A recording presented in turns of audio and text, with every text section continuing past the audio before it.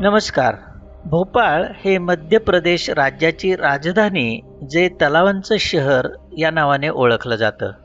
भोपाळपासून जवळ असलेल्या काही प्राचीन प्रेक्षणीय ठिकाणांपैकी ही काही ठिकाणं: भोजेश्वर मंदिर, आशापुरी इथलं भूतनाथ मंदिर आणि भीमबेटका इथली आदिमानवाची शिलाश्रय. भोपाळ हे नैसर्गिक सौंदर्य आणि ऐतिहासिक वारसा यासाठी प्रसिद्ध आहे. भोपाळची स्थापना 11व्या शतकात परमार सत्तेच्या काळात राजा भोज यांनी केली होती.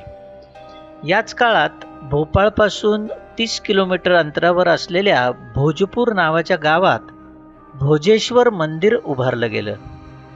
त्याला भोजपूर मंदिर असंही म्हणतात. हे मंदिर बेतवा नदीच्या काठावर विंध्य पर्वतांच्या मध्यभागी एका टेकडीवर वसलेलं आहे.